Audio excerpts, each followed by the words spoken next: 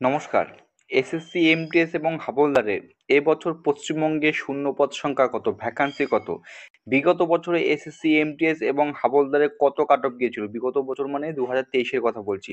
In details তোমাদের এখানে সবকিছু বলবো, তো ভিডিওটি অবশ্যই তোমরা শেষ পর্যন্ত দেখার চেষ্টা করবে। যদি ভিডিওটি ভালো লেগে থাকে অবশ্যই লাইক করবে, নতুন হয়ে থাকলে চ্যানেলটিকে সাবস্ক্রাইব করে পাশে থাকার চেষ্টা করবে। দেখো, এসএসসি, এমটিএস 2023-এর লাস্ট ইয়ার ভ্যাকান্সি যেটা ছিল, এমটিএস মাল্টিটাস্কিং স্টাফের ক্ষেত্রে 1377টি এবং হাবলদারের ক্ষেত্রে ভ্যাকান্সি ছিল মাত্র 396টি। ঠিক আছে, কিন্তু এবছর গতকাল যে এসএসসি, এমটিএস এর নোটিফিকেশন প্রকাশিত হয়েছে, সেই নোটিফিকেশন অনুসারে মাল্টিটাস্কিং স্টাফ বা এমটিএস এর ক্ষেত্রে টোটাল শূন্যপদ সংখ্যা 4887টি এবং হাবলদারের ক্ষেত্রে টোটাল শূন্যপদের সংখ্যা রয়েছে 3439টি। তো হিউজ পরিমাণ শূন্যপদ কিন্তু এবছর রয়েছে।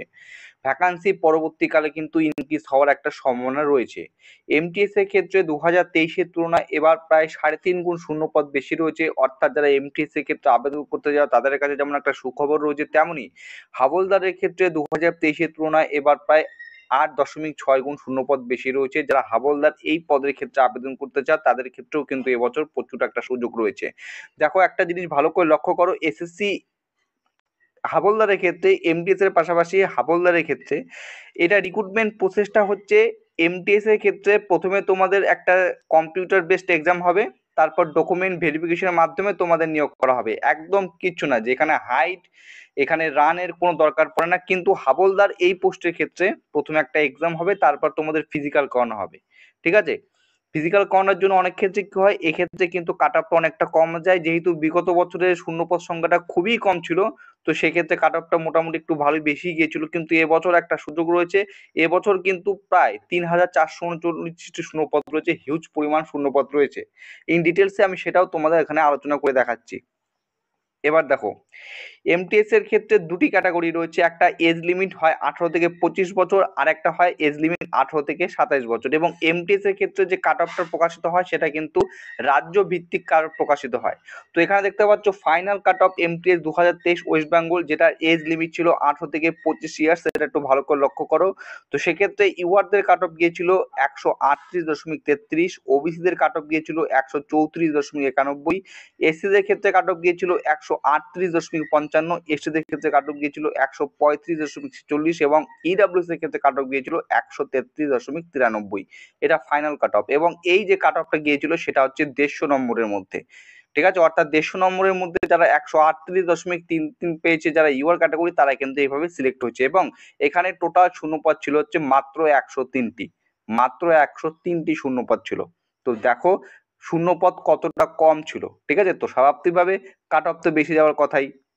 এবার হচ্ছে ফাইনাল কাট অফ এমটিএস 2023। দুটা ক্যাটাগরি থাকে, একটা হচ্ছে 18 থেকে 25, একটা হচ্ছে 18 থেকে 27।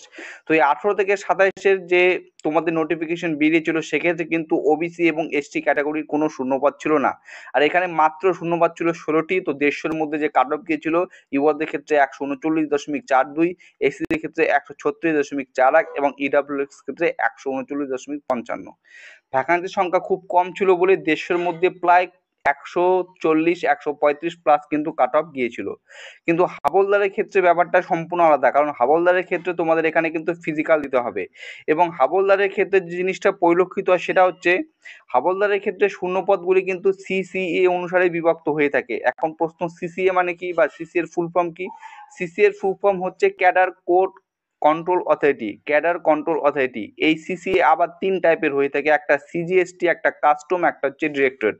তো এভাবেই কিন্তু শূন্যপদগুলো এসে থাকে। তো সিসিএ বলতে গেলে এক কথায় কোনো একটা রাজ্য বা কেন্দ্রশাসিত অঞ্চলের গুরুত্বপূর্ণ শহর বা যে সমস্ত রাজধানী রয়েছে সেই অনুসারে কিন্তু শূন্যপদগুলো প্রকাশিত হয়। এই সিসি এর অধীনে অনেকগুলো স্টেট বা কিন্তু ইউটি অন্তর্ভুক্ত হয়ে থাকে, যেমন কলকাতা। সিসি এর অধীনে অন্তর্ভুক্ত রাজ্য হলো ওয়েস্ট বেঙ্গল, আন্দামান, নিকোবর এবং সিডনি অনলি শুধুমাত্র কলকাতার সিজিএসটির ক্ষেত্রে। কিন্তু কলকাতা কাস্টমের ক্ষেত্রে কিন্তু এই সিকিম যে আছে এই স্টেটটা কিন্তু নেই, সেক্ষেত্রে ওয়েস্ট বেঙ্গল এবং শুধুমাত্র আন্দামান নিকোবর রয়েছে। তোমাদের গতকাল যে নোটিফিকেশনটি প্রকাশিত হয়েছে, নোটিফিকেশনের একদম শেষের দিকে দেখবে এভাবে কিন্তু ভাগ করে দেওয়া রয়েছে। প্রথমে দেওয়া হয়েছে যে সিসিএ টাইপ, তারপরে নেম অফ দ্য সিসিএ, তার অধীনে, এবং তারপরে রয়েছে তার অধীনে কোন কোন স্টেট বা ইউটিগুলি রয়েছে সেগুলো। এবার একটু ভালো করে লক্ষ্য করো, হাবলদারের ক্ষেত্রে যেটা একটা খুবই মানে 2023-এ শূন্যপদ লক্ষ্য করো, কলকাতা সিজিএসটির ক্ষেত্রে টোটাল শূন্যপদ ছিল 0টি, একটি শূন্যপদ ছিল না। কিন্তু কলকাতা কাস্টমের ক্ষেত্রে শূন্যপদ ছিল মাত্র একটি, যেটা ছিল শুধুমাত্র ইউআরদের জন্য। কিন্তু হাবলদার 2024-এর হিউজ পরিমাণ শূন্যপদ রয়েছে। কলকাতা সিজিএসটির ক্ষেত্রে টোটাল শূন্যপদ রয়েছে 353টি এবং কলকাতা কাস্টমের ক্ষেত্রে শূন্যপদ রয়েছে 57টি। দুটি মিলে প্রায় 450+ শূন্যপদ কিন্তু এবার রয়েছে। তো অবশ্যই তোমাদের বলবো যারা পশ্চিমবঙ্গ থেকে বিলং করে এবং যারা এই ভিডিওটি দেখছো তারা এসএসসি এমটিএস এর পাশাপাশি হাবলদারেরও কিন্তু ফর্ম ফিল আপ তোমরা করবে, ঠিক আছে? একটা কিন্তু সুযোগ তোমাদের এখানে রয়েছে হাবলদারের ক্ষেত্রে।